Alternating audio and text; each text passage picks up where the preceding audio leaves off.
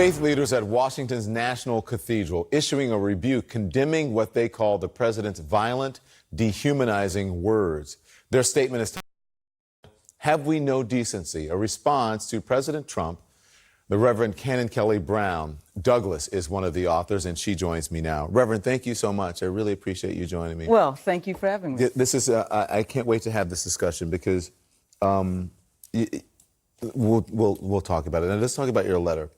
A scathing assessment of the president's rhetoric, and you write, "We have come to accept as normal a steady stream of language and accusations coming from the highest office in the land that plays to racist elements in society."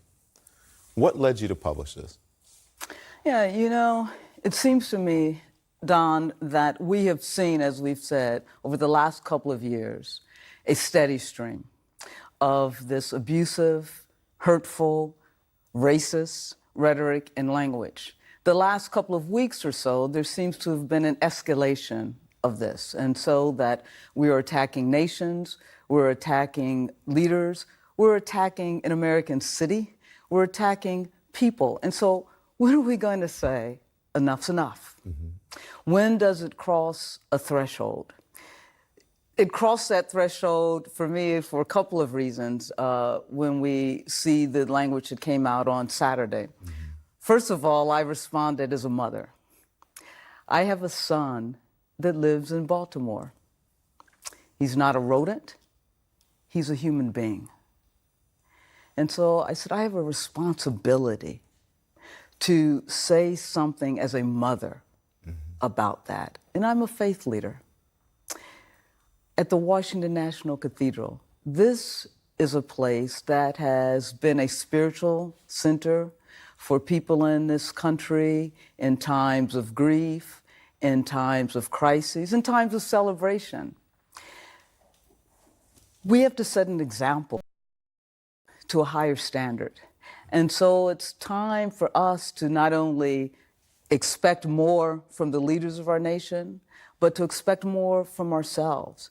And if we don't want to continue to see a steady stream of this kind of dehumanizing, violent language, then we have to say something about it. Is it frustrating to, I know it's frustrating, I know, to watch this happen, but is it frustrating to you for, I can only think that people are doing it purposefully to ignore the racism or pretend that it is not there, to say that it does not exist, or that it is some sort of opinion that it is racist when you have all the evidence there. It's no longer an opinion. Is that frustrating to you? And I'm sure from this, people are calling you racist or saying the president is not racist. He's just bringing up issues. Speak to that. Yeah, well, first of all, words and actions speak for themselves. Right. So I don't, and we don't have to be the ones to accuse anybody of being anything. We let their words and we let their actions speak for themselves. So that question has been answered. Mm-hmm. We aren't responsible in one way for what others will do, but we are responsible for what we do. And we also have to be clear whether or not we're calling this a political strategy, whether or not we're calling it whatever. Words are violent. Words matter. Mm-hmm. And violent words create and lead to violent actions. Let me read this and then let you continue on. And you read that you said, when such violent, dehumanizing words come from the President of the United States, they are a clarion call and give cover to white supremacists who consider people of color subhuman infestation in America.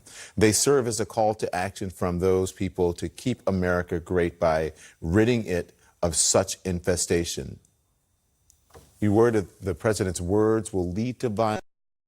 What do you mean by they're violent? Well, anything that dehumanizes another human being, whether they're words, their actions, systems and structures, Don, those things are violent. Mm-hmm. And so anything that would in any way, shape, or form deny another person their sacred dignity, that's violent. How did we get here? How did we get to this point where people are just openly deny racism or feel emboldened to be racist, don't have to hide it anymore? How did we get here?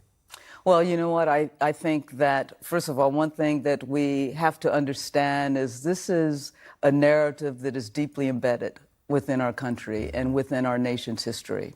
And so when we don't talk about it, as you've just suggested, when we don't face the truth of who we are, that's how we get here. I want to get your reaction to this before we run out of time. North Carolina, this is a North Carolina billboard paid for by a gun shop owner. It refers to the four congressmen of color as the biblical four horsemen of the apocalypse and calls them idiots.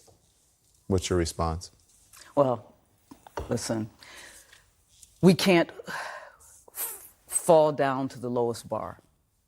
And so my response is that we have to continue to elevate the discourse, elevate the conversation, and we have to remind people that every single solitary human being who has breath or has ever had breath is a sacred child of God and ought to be treated as such.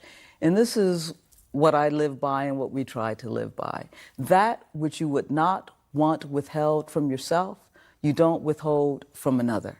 And so if you want to be treated and respected as the sacred human being that you are, then don't withhold that from another. Thank you, Reverend. We need to hear that. America needs to hear that right now.